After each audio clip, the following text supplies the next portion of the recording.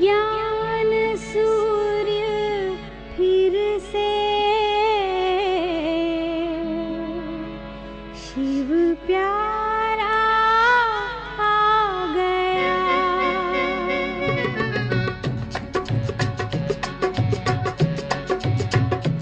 अंधियारे सभी मिट रहे, उजियारा आ गया। ज्ञान सूर्य फिर से शिव प्यारा आ गया। अंधियारे सभी मिट रहे, उजियारा आ गया। ज्ञान सूर्य फिर से शिव प्यारा आ गया। अंधियारे सभी मिट रहे।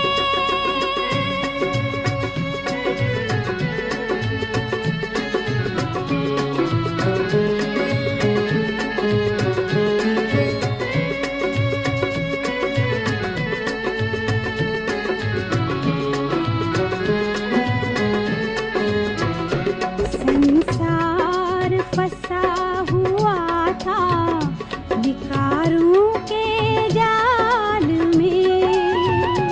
हर मानव बंधा हुआ था दुख के जंजाल में। हर आत्मा का फिर से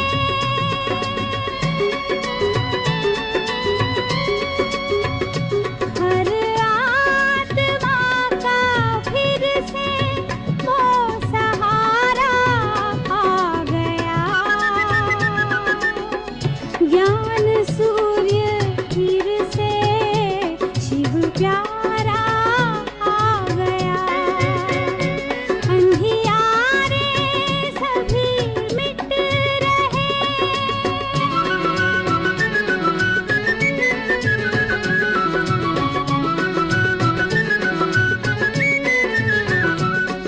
विकारों के सागर में इस जग की नाव थी। ईश्वर बचाओ आकर आती आवाज थी। हर नाव को बचाने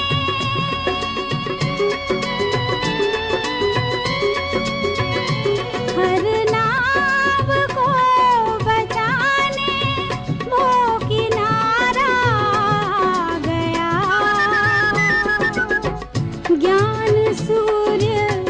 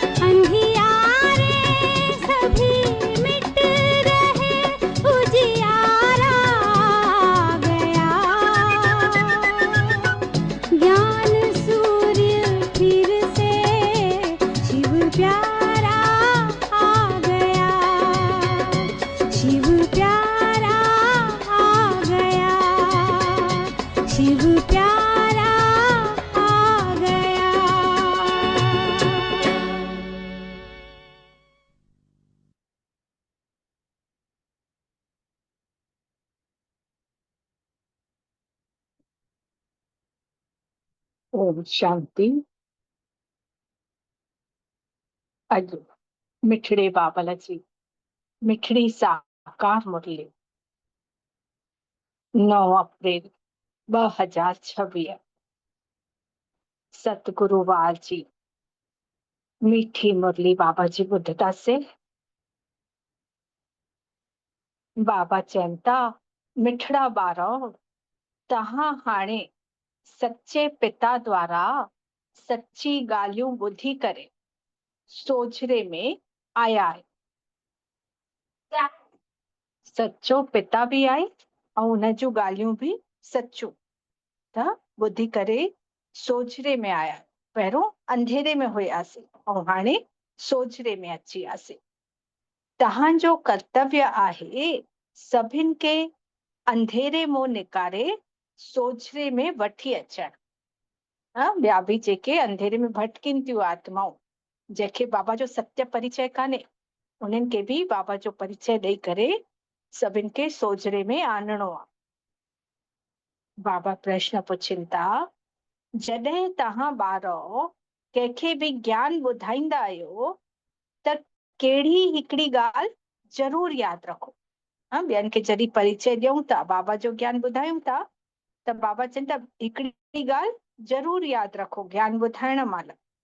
त बाबा ॿुधाइनि था, मुख सां बार बार बाबा बाबा चईंदा रहो, हिन सां पंहिंजोपन समाप्त थी वेंदो आहे। वर्षो भी यादि हूंदव त बाबा चवण सां सर्वव्यापी जो ज्ञान पहिरें सां ई ख़तम थो थी वञे। जॾहिं बि कंहिंखे ज्ञान ॿुधायूं त मुख सां बार बार बाबा चओ कि हे बाबा जो ई सत्य ज्ञान आहे। बाबा ही ॿुधाइनि था पिया, असां आत्माउनि खे निमित ठाहे बार बार ईअं बाबा बाबा चओ त हिन सां मैंपन न ईंदो कि मां थी ॿुधायां इहो ज्ञान, न, मां निमित आत्मा आहियां ऐं बाबा था ॿुधाइनि पिया।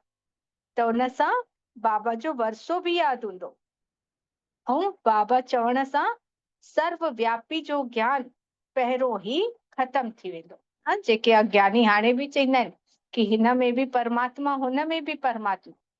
यदि सत्य ज्ञान आहे त बाबा ही ॿुधाए थो, सभु नथा ॿुधाइनि, कोई देहधारी नथो ॿुधाए, त हिन सां सर्वव्यापी जो ज्ञान भी ख़तम थी वेंदो। अगरि कोई चए कि भॻवान सर्वव्यापी आहे त चओ बाबा सभिनि जे अंदरि कीअं थो थी सघे। जन चईंदा भी आहिनि कि सभ में भॻवान आहे, सभ में भॻवान आहे त लड़ायूं झगड़ा तू तू मैं द्वेष ईर्षा जलन हे सभु छो थी थिए पई असांजे अंदरि, न? त भॻवान त पवित्र आहे, प्योर आहे। त हिन जे लाइ भॻवान सर्वव्यापी कान्हे। उन्हनि खे हीअं सम्झाए सघूं था पिया। गीत आहे, अॼु अंधेरे में आहे इंसान। ओम शांति।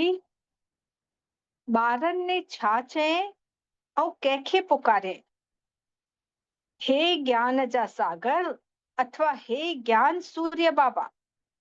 भगवान के ही बाबा चयो वेंबो आहे न। असां सभिनि आत्माउनि ने बाबा के ही पुकारियोसीं। भगवान असांजो पिता आहे त तव्हां सभु ॿार आहियो। ॿार चवनि था असां ही उंधारे में अची पिया आहियूं ऐं तव्हां असांखे सोझरे में वठी वञो। असां सभिनि ॿारनि ने ही पुकारियोसीं जॾहिं दुखी थी वियासीं, अंधेरे में अची वियासीं, कोई रास्तो ही न पियो मिले, त बाबा खे पुकारियोसीं कि तव्हां ही अची करे असांखे सोझरे में वठी हलो। तॾहिं बाबा ने अची करे असांजी जोति जगाए। त बाबा चवण सां ई सिद्ध थो थिए कि बाबा के ही पुकारंदा आहियूं। त बाबा अखर चवण सां ई केतिरो प्यार थो अची वञे, छो त बाबा सां ही वर्षो तो मिले पियो न। जंहिंसां प्राप्तियूं थींदियूं आहिनि उन ॾे ई त माण्हू वेंदो आहे न। त हिते ईश्वर या भगवान चवण सां एतिरो मिठो नथो लॻे जेतिरो बाबा अखर मिठो आहे। त सिर्फ़ ईश्वर या प्रभु चवण सां बाबा जे वर्षे जी रसना नथी अचे पई। वर्षो कंहिंखो वठिबो आहे, पंहिंजे पीउ को ई वर्षो वठिबो आहे। ऐं असां आत्माउनि जो पीउ परमात्मा शिव बाबा आहे। त बाबा चवनि था, बाबा चवण सां ई वरसो थो अचे पियो। तव्हां पुकारियो था बाबा, असां अंधेरे में अची करे पिया आहियूं। हाणे वरी ज्ञान सां असांजो दीपक जलायो, छो त आत्माउनि जो दीपक बुझल आहे हिन वक़्तु। आत्माउनि जी शक्ति ॾाढी घटि थी वई आहे, तमो प्रधान थी वयूं आहिनि आत्माऊं। बसि एकदमि बुझण ई वारी हुई त असां सभिनि ने बाबा खे पुकारियोसीं, ऐं बाबा अची करे असां जॾहिं बाबा खे यादि था कयूंसि त बाबा हुन आत्मा में शक्ति था भरे, घी था विझनि पिया, ज्ञान ऐं योग जो घी, त असांजी जोत फिर सां जलण थी लॻे पई। माण्हू मरनि था त 12 ॾींहं ॾीओ था ॿारनि पिया, हिकु घी विझण जे लाइ वेठो हूंदो आहे कि कहीं ॾीओ न बुझी वञे। जॾहिं डेड बॉडी पई हूंदी आहे उन जे साम्हूं ॾीओ ॿारदा आहिनि ऐं उन ॾीए जो पूरो ध्यानु कंदा आहिनि ॾींहं राति कि कहीं हिन जो घी न ख़तम थी वञे ऐं हे ॾीओ बुझी न वञे। हुन आत्मा खे रस्तो ॾेखारण जे लाइ ॾीओ ॿारदा आहिनि। त बाबा चवनि था बिल्कुलु वेठा हूंदा आहिनि कि कहीं ॾीओ न बुझी वञे, पर उहा त स्थूल ॻाल्हि आहे, हाणे त उहा आत्मा शरीर छॾे हली वई। लेकिन हिते असां आत्माउनि खे पंहिंजो ध्यानु रखिणो आहे कि असांजो ॾीओ न बुझे, हमेशह देही अभिमानी थी करे रहो, न कि देह जे अभिमानी। त बाबा सम्झाइनि था, तव्हां भारतवासी सोझरे में अर्थात ॾींहं में हुया। हिते बाबा सतयुग ऐं त्रेता खे ॾींहं चईंदा आहिनि ऐं द्वापर ऐं कलयुग खे राति। त बाबा चवनि था तव्हां भारतवासी ही सोझरे में अर्थात ॾींहं में हुयो, अर्थात सतयुग त्रेता में असां ही आयासीं। हाणे राति में आयो, 12 घंटा ॾींहं त 12 घंटा राति। बाबा चईंदा न अधु कल्प ॾींहुं त अधु कल्प राति। जीअं घड़ी में बि 12 घंटा AM ऐं 12 घंटा वरी PM कहलाईंदो आहे। त उहा त आहे हद जी ॻाल्हि, ऐं इहो त बेहद जो ॾींहुं ऐं बेहद जी राति आहे। घड़ी जो टाइम बाबा चवनि था 12 घंटा ॾींहुं 12 घंटा राति, इहा हद जी ॻाल्हि आहे। ऐं असां जॾहिं सतयुग त्रेता ॾींहं में हुयासीं ऐं द्वापर कलयुग राति में, इहा बेहद जी ॻाल्हि आहे। त ब्रह्मा जो ॾींहुं सतयुग त्रेता ऐं ब्रह्मा जी राति द्वापर कलयुग। त राति में ही अंधियारो थींदो आहे न, अंधेरो राति में ही थींदो आहे। त माण्हू बि ठोकरूं खाईंदा रहंदा आहिनि न, पूरो अंधेरो थी वञे, कुझु ॾेखाई ही न ॾे त छा थींदो, माण्हू हितो को हुते टकर खाईंदो, ठोकरूं खाईंदो। त उहे ई जॾहिं द्वापर ऐं कलयुग अची वियो, पूरी तरह आत्मा तमो प्रधान थी वई, विकारनि जे वशीभूत थी वई, त ठोकर खाइण लॻासीं असां बि, दर दर भटकियासीं। भगवान खे ढूंढण जे लाइ चारों तरफ़ फेरा लॻाईंदा आहियूं, परंतु परमात्मा खे त पाए ही नथा सघूं। चारों तरफ लगाए फेरे फिर भी उससे दूर रहे, चारों तरफ ढूंढोसीं मंदिरनि मस्जिदनि में गुरुद्वारनि में, लेकिन फिर भी उनको दूर रहियासीं। त परमात्मा के पाइण जे लाइ भक्ति कईसीं। द्वापर को भक्ति शुरू थी, अर्थात रावण राज्य शुरू थियो।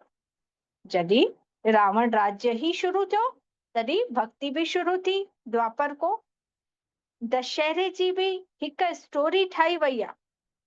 त स्टोरी हमेशा मनोमय थींदी आहे न, मनोमय यानी मनोरंजक। कोई भी स्टोरी कहानी ठाहींदा आहिनि त उनखे सुठी ठाहींदा आहिनि, मनोरंजक ठाहींदा आहिनि, ताकि ॿुधण वारे खे रस अचे। त बाबा चवनि था रावण जी भी कीअं कहानी ठही कि उनजो वॾो बुत जलाईंदा आहिनि, लेकिन उन्हनि खे पतो कान्हे कि हे रावण बुराइयूं असांजे अंदर ही आहिनि ऐं ये कीअं जलदियूं, ये त बाबा जी यादि सां ही जलदियूं। जीअं बाइस्कोप नाटक ठाहींदा आहिनि न, त श्रीमद भागवत गीता ही अथव सच्ची। बाबा ने ॿारनि खे राजयोग सिखायईं, राजाई ॾिनई, वरी भक्ति मार्ग में वेही करे स्टोरी था ठाहिनि पिया। व्यास ने भी गीता ठाहे, अर्थात स्टोरी ठाहे। हिते बाबा चवनि था कि जेके भी ॻाल्हियूं आहिनि उहे सभु सच कान्हनि, कहानियूं वेही करे ठाहे छॾनि। सच्ची ॻाल्हि त बाबा द्वारा ही हाणे ॿार ॿुधनि था पिया, त हमेशा बाबा बाबा चवणु खपे न। परमात्मा ही असांजो बाबा आहे, नई दुनिया जो रचयिता आहे, त उन सां ही असांखे स्वर्ग जो वरसो भी मिलणो आहे। बाबा ही नई दुनिया जो रचयिता, असांखे रचण वारो, उन सां ही स्वर्ग जो वरसो मिलणो आहे। हाणे त 84 जन्म भोगे करे अची करे नर्क में पिया आहियूं। तमो प्रधान दुनिया कलयुग नर्क में अची करे पिया आहियूं, ऐं असां ने ही 84 जन्म भोगियासीं। त बाबा समझाइनि था, ॿारो तहां भारतवासी सूर्यवंशी चंद्रवंशी हुयो, विश्व जा मालिक हुयो। बाबा याद था ॾेवाइनि कि ॿारो तहां ही सूर्यवंशी भी हुयो, वरी चंद्रवंशी में भी तहां ही आयो, त्रेता में विश्व जा मालिक हुयो। तंहिंमहिल त ॿियो कोई धर्म हुयो ही न, केवल हिकु धर्म, हिकु राज्य, हिकु भाषा हुई। आदि सनातन देवी देवता धर्म हुयो। त उनखे स्वर्ग या कृष्णपुरी चयो वियो, स्वर्ग या कृष्णपुरी। ऐं हिते त अथव कंसपुरी। उते कृष्ण जो राज्य हुयो त कृष्णपुरी, ऐं हाणे रावण राज्य आहे त कंसपुरी, असुरी राज्य आहे त कंसपुरी। त बाप दादा याद ॾेवराइनि था कि लक्ष्मी नारायण जो राज्य हुयो। पूरो सतयुग में था वठी हलनि, बाबा याद था ॾेवारनि, तहां ही उहे ॿार हुयो, तहां ही लक्ष्मी नारायण ठहिया हुयो, तहां ही भारतवासी हुयो। त बाबा ही ज्ञान जो सागर, शांति जो सागर, पतित पावन आहे, न कि पाणी जी गंगा। बाबा ही पतित को पावन ठाहिण जे लाइ आयो आहे, असांजा पाप धोए थो पियो योग जी अग्नि सां। बाबा चवनि था पाणी जी गंगा में स्नान करण सां कोई आत्मा जा पाप न धोपजी वेंदा आहिनि।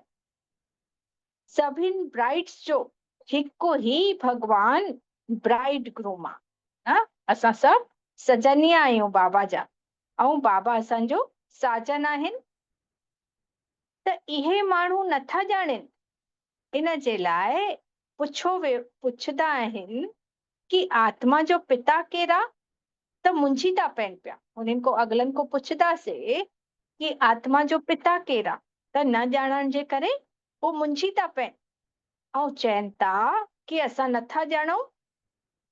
अरे आत्मा तहां पंहिंजे पिता खे ही नथी ॼाणे पई।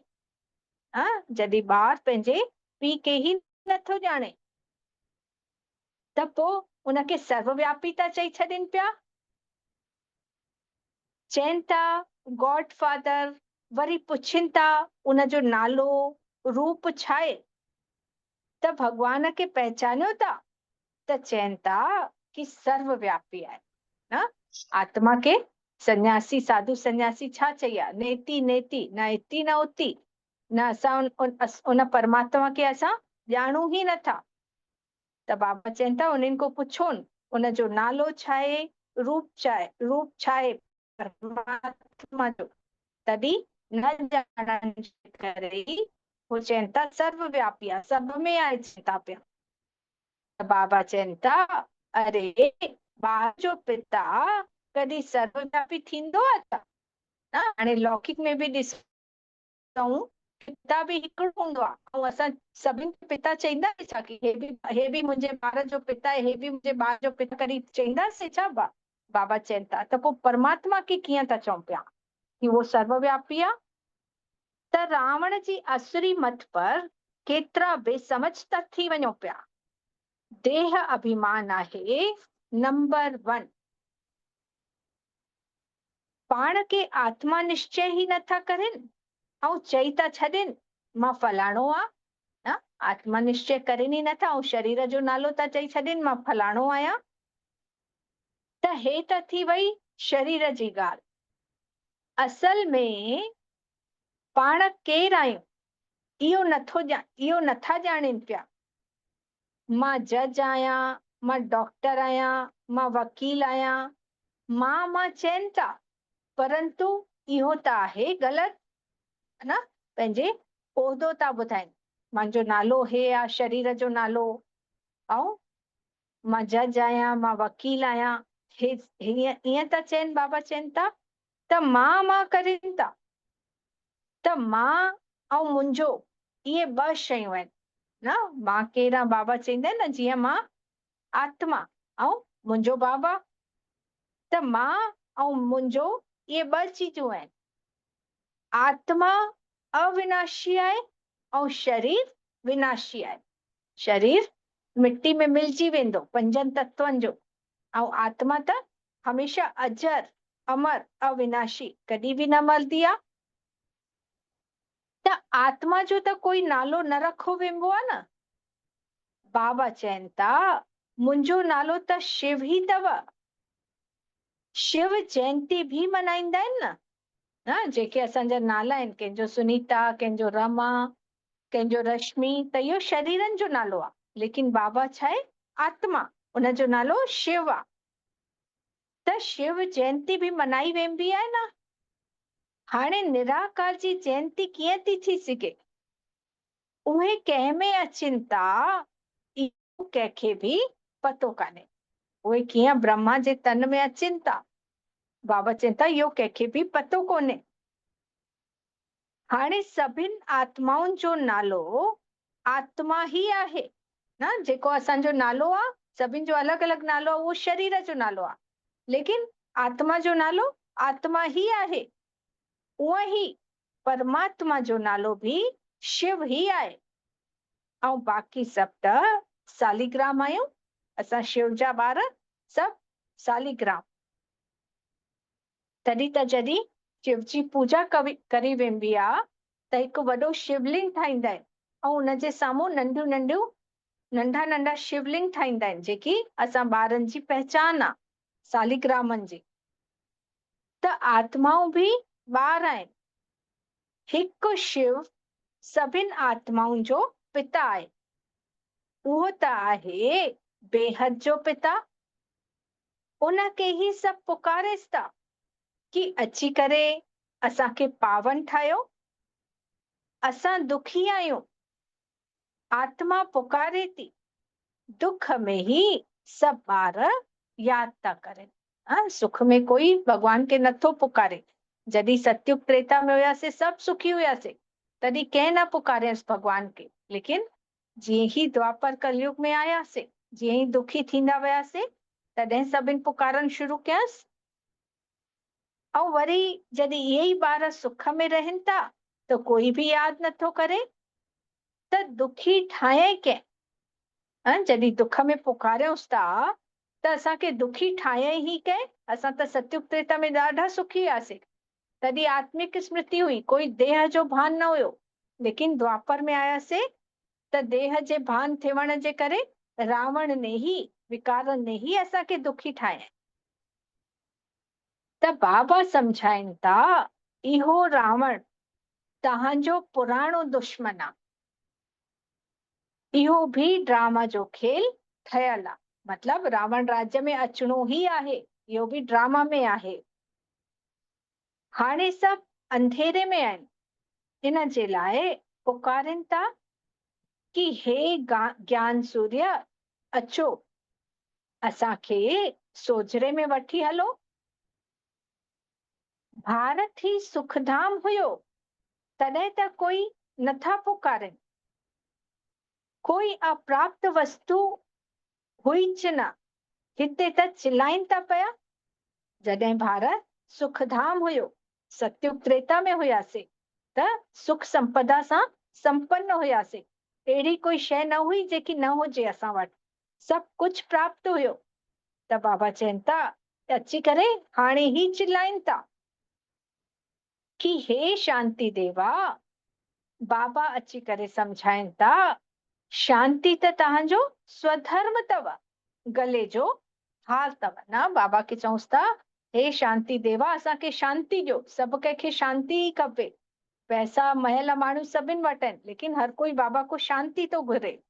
त बाबा चवनि था, शांति त तव्हांजे गले जो हाल अथव, तव्हांजो स्वधर्म अथव शांति।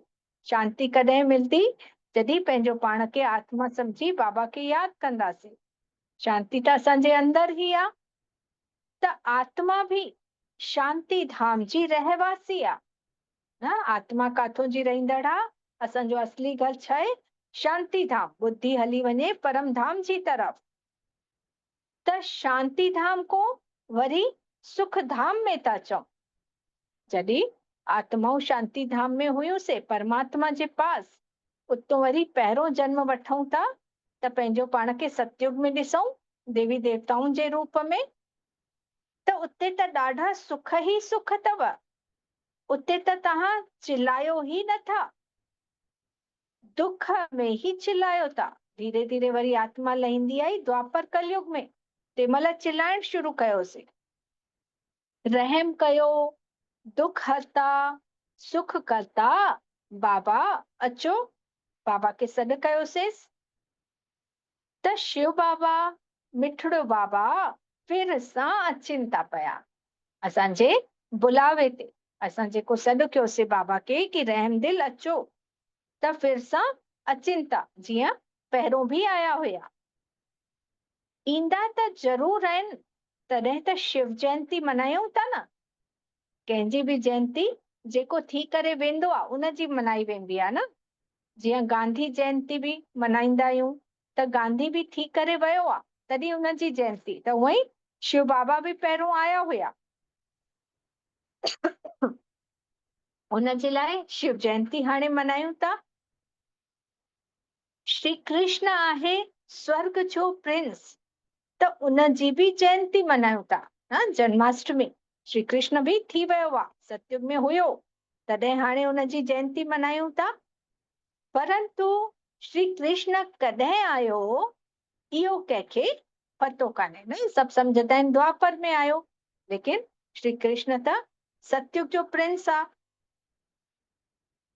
त राधे कृष्ण ही स्वयंवर शादी खां पोइ लक्ष्मी नारायण ठहनि था न। जेके राधे कृष्ण हुया उन्हनि जी शादी थी, त शादी जे बाद ई उन्हनि जो नालो बदिली करे लक्ष्मी नारायण थियो। आहिनि उहे ई आत्माऊं। त बाबा चवनि था इहो बि कोई नथो ॼाणे। माण्हू ही पुकारनि था पिया, ओ गॉड फादर, सॾु त करनि था बाबा खे, पर उनजो नालो छा आहे, रूप छा आहे? त चई था छॾनि, नाम रूप से न्यारा। साधु सन्यासी छा था चवनि कि आत्मा में भी लेप छेप नथो चढ़े, ऐं परमात्मा नाम रूप को न्यारो आहे। परमात्मा जो कोई नालो ई कान्हे, न कोई रूप आहे, ईअं त चई छॾनि। त बाबा चवनि था, अरे तव्हां चओ था गॉड फादर, वरी नाम रूप को न्यारो कीअं था चओ पिया? आकाश पोलारा, त उनजो बि नालो आकाश आहे न। आसमान पोलारा, बाबा चवनि था हर चीज जो नालो आहे न। चाहे हवा बि ॾेखाई में नथी अचे, लेकिन महसूस कयूं था त उनजो नालो बि त आहे न, हवा। त कोई बि अहिड़ी शइ कान्हे जंहिंजो नालो कान्हे, बाबा चवनि था। तव्हां चओ था असां बाबा जे नाम रूप खे नथा ॼाणूं, त अच्छा पंहिंजो पाण खे ॼाणो था? पुछनि था बाबा। हा, असां आत्मा आहियूं। अच्छा, त आत्मा जो नालो ऐं रूप ॿुधायो। पोइ मां अगला चवनि था कि हा असां आत्मा आहियूं। आत्मा जी पहचान अथनि, बाबा चवनि था। त अच्छा, आत्मा जो नालो ऐं रूप ॿुधायो। वरी बाबा पुछनि था, त वरी छा चई था छॾनि पिया? आत्मा सो परमात्मा। आत्मा जो नाम ऐं रूप नथा ॼाणनि पिया कि हुनजो रूप कीअं बिंदु वांगुरु आहे, ऐं चई था छॾनि कि आत्मा ही परमात्मा आहे, सही सां ज्ञान न थियण जे कारण। त बाबा ॿुधाइनि था, आत्मा त हिकु बिंदी स्टार मिसल आहे, त्रिकुटी जे विच में रहंदी आहे। जंहिं नंढी सी आत्मा में 84 जन्मनि जो पाठ नूंधियल आहे न। इहो चवण सां त कोई मंदो न हुयो कि नंढी सी आत्मा में 84 जन्मनि जो पाठ नूंधियल आहे। पर हाणे असां मोबाइल ॾिसूं त मोबाइल जी चिप में बि आहे त नंढड़ी सी चिप, लेकिन कीअं पूरो भरियल आहे। त बाबा चवनि था इहे त ॾाढियूं सम्झण जूं ॻाल्हियूं आहिनि। इन जे लाइ सतनि रोज़ जी भट्टी बि ॻायल आहे। बाबा बि पहिरियों कोर्स कराईंदा आहिनि त 7 ॾींहंनि जो, ताकि धीरे धीरे असांजी ॿुद्धि में ज्ञान वञे। हिकु साथ ॿुधाए छॾंदा त पूरो ज्ञान न वेंदो। इन जे लाइ 7 ॾींहंनि जो कोर्स रखियो वेंदो आहे। त द्वापर को ही रावण राज्य शुरू थियो, तॾहिं को ही विकारनि जी प्रवेशता थी ऐं सीढ़ी लहींदा आयासीं। द्वापर को ही रावण राज्य बि शुरू थियो ऐं विकार बि ईंदा विया असांजे अंदरि, तॾहिं सीढ़ी लहींदा आयासीं। हाणे सभिनि खे ग्रहण लॻल आहे, कारा थी विया आहियूं न। दाग लॻदे लॻदे आत्मा कीअं थी वई आहे, कारी थी वई आहे। इन जे लाइ बाबा खे सॾु था कयूं कि हे ज्ञान सूर्य अचो, असांखे सोझरे में वठी वञो। ज्ञान अंजन सतगुरु दिया, अज्ञान अंधेर विनाश।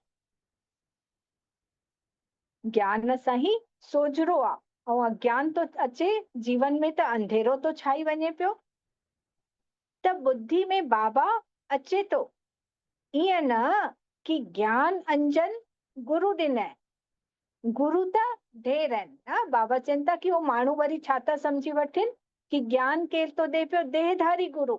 उहे त गुरु ॾाढा आहिनि। त बाबा चवनि था न, असली ज्ञान सत्य ज्ञान केरु थो ॾे पियो, शिव बाबा अची करे ॾे थो पियो।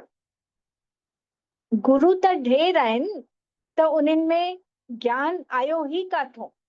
देहधारी गुरु त ढेर आहिनि, जेके पंहिंजो पाण खे श्री श्री 108 बि कहलाइनि था पिया। त बाबा चवनि था उन्हनि में ज्ञान आयो ई काथों, उन्हनि जो थोरे ही गायन आहे। ज्ञान सागर पतित पावन, सर्व जो सदगति दाता हिकिड़ो ही बाबल आहे। फिर त ॿियो कोई ज्ञान कीअं थो ॾेई सघे पियो, जॾहिं ज्ञान जो सागर हिकिड़ो ई शिव बाबा आहे। त बाबा चवनि था ॿियो कोई ज्ञान देहधारी गुरु त ॾेई नथो सघे। साधु चई था छॾनि कि भॻवान सां मिलण जा ॾाढा रास्ता आहिनि। शास्त्र पढ़ण, यज्ञ तप करण, इहे सभु भॻवान सां मिलण जा रास्ता आहिनि। जीअं हुजनि चईंदा आहिनि न कि कन हेॾो पट या होॾो पट, रास्तो त हिकिड़ो ई आहे। त उहे साधु सन्यासी बि छा चईंदा आहिनि, चाहे शास्त्र पढ़ो, चाहे जप तप कयो, व्रत रखो, सभु रास्ता भॻवान जे वञण जा ई आहिनि। त बाबा छा था चवनि, लेकिन पतित फिर पावन दुनिया में कीअं वञी सघंदा आहिनि न। सिर्फ़ शास्त्र पढ़ण सां, जप तप करण सां उहे पावन त न थी वेंदा न। ऐं जेसि तक पावन न थींदा उहे भॻवान ॾे वञी ही कीअं सघंदा आहिनि। त पावन थियण जो छा रास्तो आहे, बाबा जी यादि। त बाबा चवनि था मां ख़ुदि अचांव थो पियो, ख़ुदि ख़ुदा अची करे परिचय थो ॾे पियो। भॻवान त हिकिड़ो ई आहे ऐं ब्रह्मा विष्णु शंकर भी देवता आहिनि न। असां सभु बि पहिरियों देवताउनि खे ही भॻवान मञदा हुआसीं। त भॻवान अलॻि आहे, शिव बाबा परमात्मा ऐं ब्रह्मा विष्णु शंकर खे उहो ही रचण वारो। त ब्रह्मा विष्णु शंकर देवता आहिनि, उन्हनि खे भॻवान न चईंदासीं। उन्हनि जो पिता भी शिव आहे। ब्रह्मा विष्णु शंकर जो पिता भी शिव आहे। प्रजापिता ब्रह्मा त इते ही हूंदो न, छो त प्रजा इते आहे। नालो भी लिखियल आहे, प्रजापिता ब्रह्मा कुमारी इंस्टीट्यूशन, ॿाहिरि बोर्ड में लिखियल हूंदो आहे सेंटर जे, प्रजापिता ब्रह्म कुमारी ईश्वरी विश्वविद्यालय। त बाबा चवनि था उन प्रजा खे रचण वारो ब्रह्मा भी ज़रूर इते ई हूंदो। त इते ॿार ठहरिया न, ॾाढा सारा बीके आहिनि। वसो त शिव बाबा को तो मिले, न कि ब्रह्मा को। वरसो त ॾाॾे को ही मिलंदो आहे न। ब्रह्मा द्वारा वेही करे स्वर्ग में वञण जे लायक था ठहूं पिया न। जीअं ब्रह्मा बाबा ने फॉलो कयईं उहे ही असांखे फॉलो करणो आहे, पर वरसो त शिव बाबा को मिलंदो त याद भी शिव बाबा के ही करणो आहे। ब्रह्मा द्वारा ॿारनि खे एडॉप्ट था करेनि। ॿार भी चवनि था बाबा असां तव्हांजा ही आहियूं, तव्हां को ही वरसो वठंदासीं। त ब्रह्मा द्वारा स्थापना थिए थी विष्णुपुरी जी। ब्रह्मा द्वारा स्थापना थिए थी, ब्रह्मा बाबा ने असां ॿारनि खे एडॉप्ट कयईं ऐं शिव बाबा खे यादि करे असां कीअं ठहूं था विष्णु, लक्ष्मी ऐं नारायण। त बाबा चवनि था शिव बाबा भी राजयोग सेखारीनि था पिया। श्रीमद अथवा श्रेष्ठ ते श्रेष्ठ मत भगवान जी ही गीता आहे। भगवान हिकु ही निराकार आहे। बाबा समझाइनि था तहां ॿारनि ने ही 84 जन्म वरिता अथव। आत्मा परमात्मा अलग रहे बहुकाल, त बहुकाल सां अलग त भारतवासी थिया ही न। असां सभिनि आत्माउनि ने जॾहिं सतयुग में शुरू में जन्म वरितोसीं, असांजा ही 84 जन्म हुया त बाबा को दूर थी वियासीं। और जॾहिं असां सभु सतयुग में अची वियासीं त ॿियूं आत्माऊं त परमधाम में बाबा वटि हुयूं न। त असां ही बाबा को दूर थी वियासीं ॾाढे लंबे समय ताईं, पूरे 5000 वर्ष ताईं असां ही पहिरियों सतयुग में आयासीं। इन जे लाइ बाबा को दूर भी असां ही थी वियासीं। त बाबा चवनि था तंहिंमहिल त कोई ॿियो धर्म न हुयो। उहे ही पहिरियों विछड़िया आहिनि बाबा को। असां ॿार ही पहिरियों जा विछड़ियल आहियूं बाबा को। त बाबा को विछड़ी करे हिते पाठ वॼाइण आयासीं सतयुग में। त बाबा चवनि था हे आत्माऊं, हाणे तव्हां मुझ बाप खे यादि कयो। इहा त अथव याद जी यात्रा अथवा योग जी अग्नि। तव्हांजे मथे ते जेको पापनि जो बोझो आहे उहो योग अग्नि सां ही भस्म थींदो आहे न। बाबा चवनि था कि तव्हांजे सिर ते मथे ते जेको पापनि जो बोझो आहे, बाबा ईअं भी कॾहिं न चवंदा आहिनि कि ॿिए कंहिं शरीर जे अंग में बोझो आहे। बाबा हमेशह चवंदा आहिनि मथे ते ही बोझो आहे, मतलब आत्मा ते ही बोझो आहे। आत्मा ही पाप कर्म ऐं पुण्य कर्म खणी थी वञे। तॾहिं त बाबा चवनि था कि तव्हांजे मथे ते जेको पापनि जो बोझो आहे उहो योग अग्नि सां ही भस्म थींदो आहे। हे मिठड़ा ॿारो, तव्हां गोल्डन एज में आयरन एज में अची आयो। हाणे मूंखे यादि कयो, इहो त बुद्धि जो कमु अथव न। देह सहित देह जा सभु संबंध छॾे मामेकम यादि कयो। तव्हां आत्मा आहियो न, ऐं इहो तव्हांजो शरीर आहे न। मथे जे विच में ॾिसूं आत्मा अलॻि ऐं हे पूरो वॾो सो शरीर अलॻि, आत्मा नंढड़ी सी बिंदी। त मां आत्मा कंदी आहे ऐं तव्हांखे रावण ने ही पतित ठाहियो अथव। इहो खेल ठहियल आहे, इहो हर बार थींदो कि रावण ही द्वापर में ईंदासीं तॾहिं रावण ही विकार ही अची करे असांखे पतित ठाहींदा।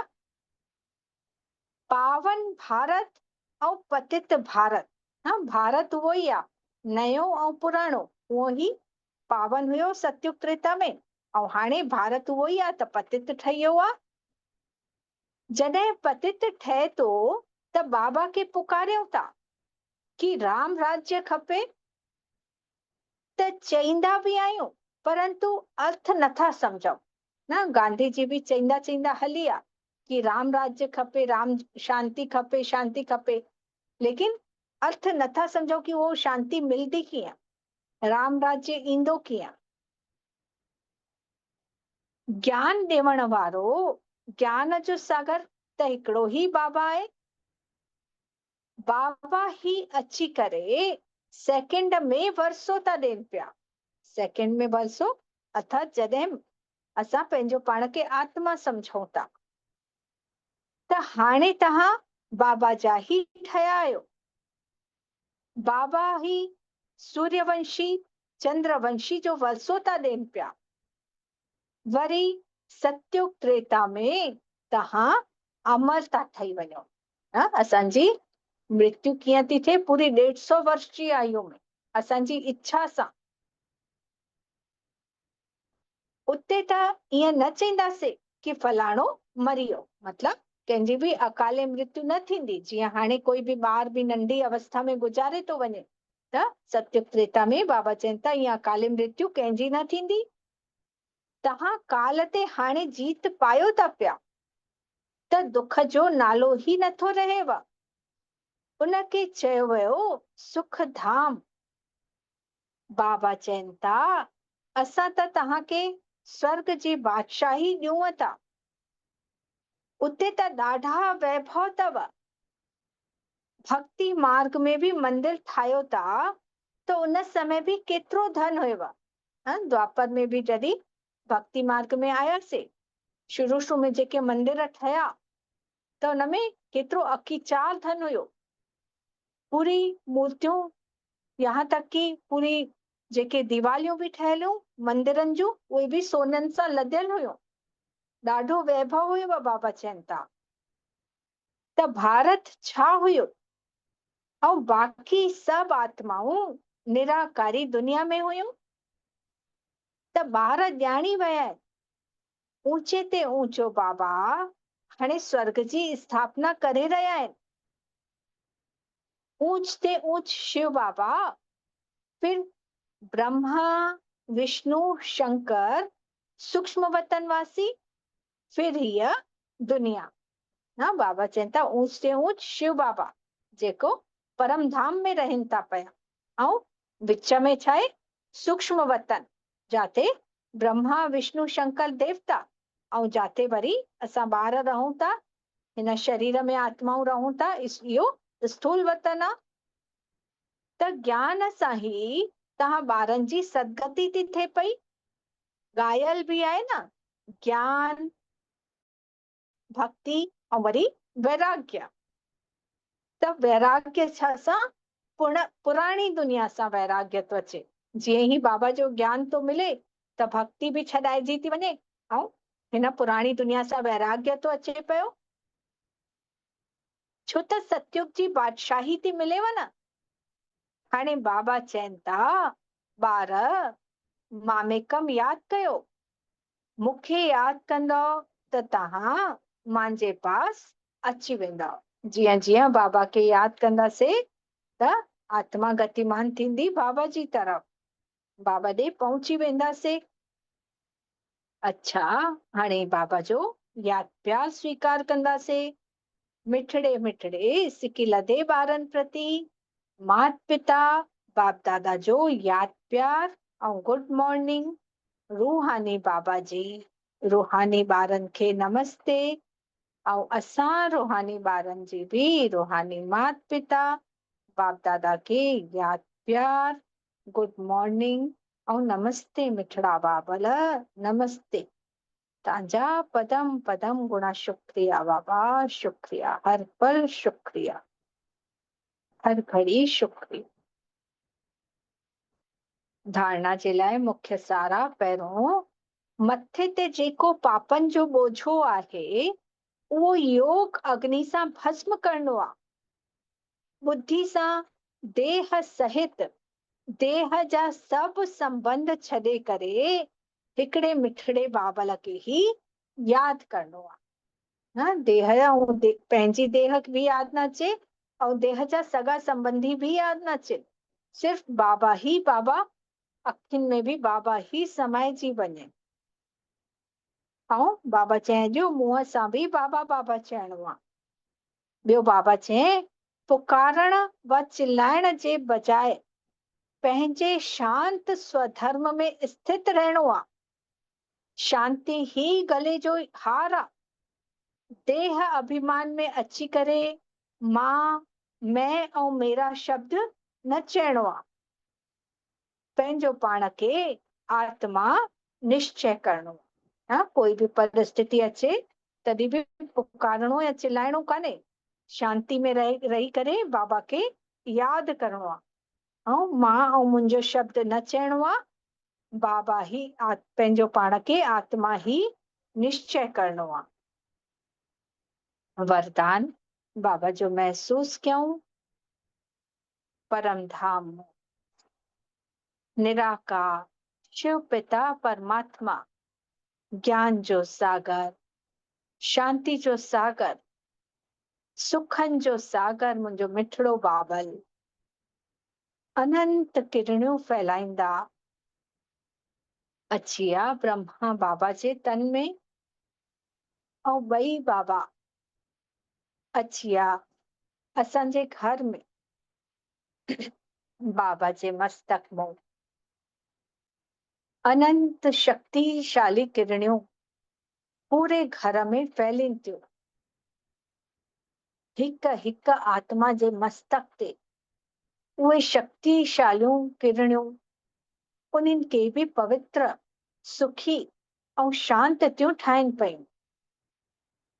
बाबा असांजे साम्हूं अची करे बि मिठड़ी दृष्टि था ॾियनि पिया ऐं पंहिंजो वरदानी हथ असां सभु पंहिंजे मथे ते महसूस कंदासीं, बाबा जो वरदानी हथ। ऐं बाबा वरदान था ॾियनि पिया, पंहिंजी सतोगुणी दृष्टि द्वारा अन्य आत्माउनि जी दृष्टि वृत्ति के परिवर्तन करण वारा साक्षात्कार मूर्त भव। पंहिंजी सतोगुणी दृष्टि द्वारा ॿियनि आत्माउनि जी दृष्टि वृत्ति के परिवर्तन करण वारा साक्षात्कार मूर्त भव। कहावत आहे न कि दृष्टि सां ही सृष्टि बदलदी आहे, त तव्हांजी दृष्टि अहिड़ी सतोगुणी हुजे जो कहिड़ी बि तमोगुणी रजोगुणी आत्मा जी दृष्टि वृत्ति ऐं उन्हनि जी स्थिति बदलजी वञे। बाबा चवंदा आहिनि न कि दृष्टि सां सृष्टि बि बदलजी वेंदी आहे। त बाबा चवनि था कि असां सभिनि जी दृष्टि कहिड़ी हुजे, अहिड़ी सतोगुणी हुजे, सतो प्रधान, सभिनि जे प्रति शुभ भावना शुभकामना हुजे, जो साम्हूं वारो अगरि कंहिंजी विकारी प्रवृत्ति बि आहे, कोई रजोगुणी आहे तमोगुणी आहे, त असांजी दृष्टि सां उनजी दृष्टि बि बदली वञे। जेको बि तव्हांजे साम्हूं अचे उनखे दृष्टि द्वारा टिन्हिनि लोकनि जो पंहिंजी पूरी जीवन कहानी जो पतो पइजी वञे। इहो ही आहे नज़र सां निहाल करण। आख़िरी में जॾहिं ज्ञान जी सर्विस न थींदी तॾहिं इहा ही सर्विस हलंदी। लास्ट समय त अहिड़ो हूंदो जो कंहिंखे ज्ञान ॿुधाइण जो टाइम बि न हूंदो, लेकिन असांजी दृष्टि में एतिरो बाबा बसिजी वञे कि असांजी दृष्टि सां उन्हनि खे बाबा जो साक्षात्कार थी वञे ऐं असांखे ॾिसी ही उन्हनि जी दृष्टि वृत्ति स्थिति सभु बदलजी वेंदी। स्लोगन आहे, पवित्रता जो प्रैक्टिकल स्वरूप सत्यता अर्थात दिव्यता आहे। पवित्रता जो प्रैक्टिकल स्वरूप सत्यता ऐं दिव्यता आहे। अव्यक्त इशारे महान ठहिण जे लाइ मधुरता ऐं नम्रता जो गुण धारण कयो। मधुरता ऐं नम्रता जो गुण झुकण सेखारींदो आहे। जेतिरो हाणे पंहिंजे संस्कारनि में संकल्पनि में झुकंदासीं ओतिरो विश्व तव्हांजे अॻियां झुकंदो। झुकण अर्थात ॿियनि खे झुकाइण, त संस्कार में बि झुकण। इहे संकल्प बि न अचनि कि ॿिया असांजे अॻियां बि त कुझु झुकिन। न, असां झुकंदासीं त ॿिया बि झुकंदा। जेके सच्चा सेवाधारी आहिनि उहे जॾहिं सभिनि जे अॻियां झुकंदा आहिनि तॾहिं सच्ची सेवा करे सघंदा। न, बाबा चवनि था मधुरता ऐं नम्रता जो गुण छा सेखारींदो आहे? झुकण। ऐं ईअं न सम्झूं कि असां झुकूं था त कोई बुराई आहे। बाबा चवनि था न, बल्कि जेतिरो जेतिरो नम्रता सां हलंदासीं, ॿियनि सां जेतिरो जेतिरो उन्हनि जे अॻियां झुकंदासीं, त ॿिया बि असांखे ॾिसी करे झुकंदा। संस्कारनि में, संकल्पनि में, सोच में बि ॿियनि जे प्रति नम्रता। त बाबा चवनि था ईअं संकल्प बि न अचे कि ॿियो अॻितो वारो झुके तॾहिं मां झुकां, न, पहिरियों असांखे झुकणो आहे। त जेके सचे सेवाधारी हूंदा आहिनि उहे ई ॿियनि जे साम्हूं जॾहिं झुकंदा, निवड़त कंदासीं, तॾहिं असांजो मान थींदो, ॿिया बि असांजे साम्हूं वरी झुकंदा। अच्छा, ओम शांति।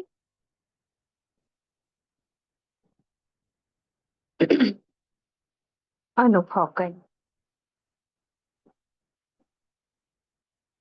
मां आत्मा परम धाम को अवतरित आत्मा, ज्ञान सूर्य, शिव बाबा जी संतान, हो शिव, मां उन जी सालिग्राम, हो मुंहिंजो ब्राइड ग्रूम, साजन, मां उन जी सजनी आत्मा आहियां। हो मुंहिंजो पिता, मां उन जी नंढड़ी ॿार आहियां।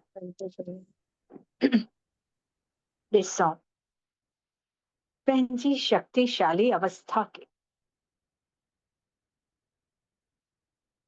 कीअं सीढ़ी लहींदे लहींदे असांजी जोत बुझण ही वारी हुई। आत्मा जी लौ हिकदमि घटि थी वई हुई।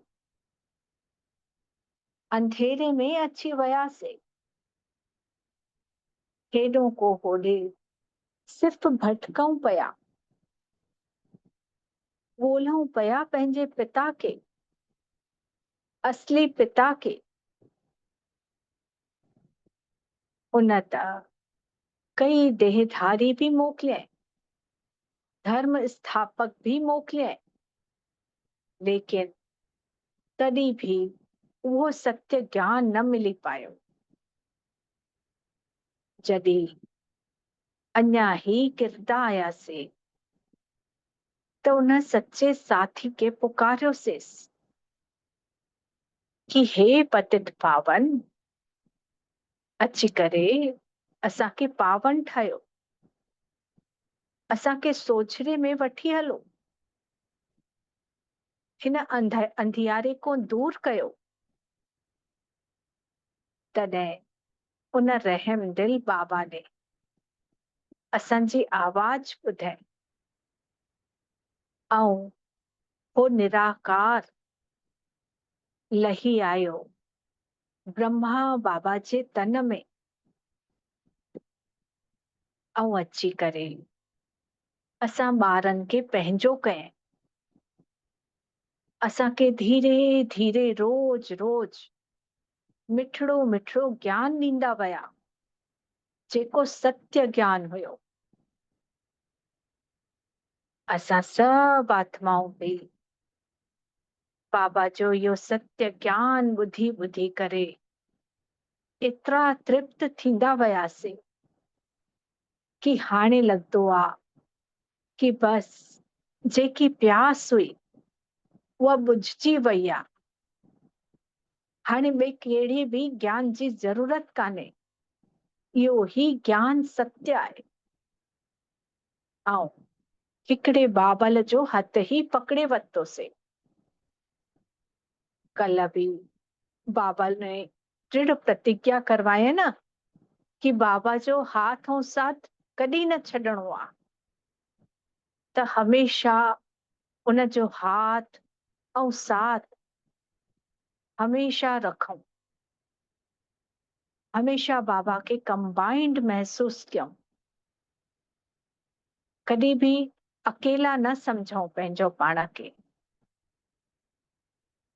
जॾहिं अकेला था थी वञूं, देह जे भान में था थी वञूं, त माया अची पकड़े थी वठे पई। इन जे लाइ ओ सर्वशक्तिवान बाबा असां सां गॾु आहे त सॼी शक्ति मां सां आहे। भले ही मां अकेली कमज़ोर आं, लेकिन हो त मुंहिंजो सर्वशक्तिवान मिठड़ो बाबल मूंसां जॾहिं गॾु आहे त कोई भी भउ कान्हे। दुनिया जी कोई भी ताक़त मूंखे हिलाए नथी सघे।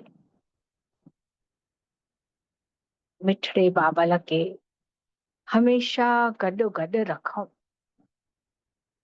ॾिसूं उन जी किरणियूं कीअं असांजे मथे ते पवंदियूं थियूं वञनि। उन जो शक्तिशाली प्रकाश असांजी आत्मा में घी थो विझंदो वञे त असांजी जोत बि अञा ज्यादा वधती थी वञे पई। मां आत्मा जागती जोत आहियां, हाणे जागजी वई आं। कुंभकर्ण जी निंड में जॾहिं सुम्हियल हुयमि तॾहिं भगवान ने अची करे मूंखे जागायो तंहिं। ऐं हाणे पूरी तरह असां आत्माऊं सोचरे में अची विया आहियूं। ॿियनि आत्माउनि खे बि असांखे बाबा जो ज्ञान ॾेई करे उन्हनि खे बि सोचरे में आणणो आहे। उन्हनि जो बि जीअं जीवन जो अंधियारो मिटिजी वञे ऐं उहे बि सुख शांति जो वरसो पाइनि बाबा को, उहे भी सब बाबा जा ॿार ठही वञनि। इन ई शुभकामना सां मिठड़े बाबल जो मिठड़ो धन्यवाद थी कयां पई। मिठड़े बाबल तव्हांजो कोटि कोटि धन्यवाद। तव्हां सभिनी आत्माउनि जो बि ॾाढो ॾाढो शुक्रिया। सभिनि जा धन्यवाद अथव। ओम शांति, ओम शांति, ओम शांति।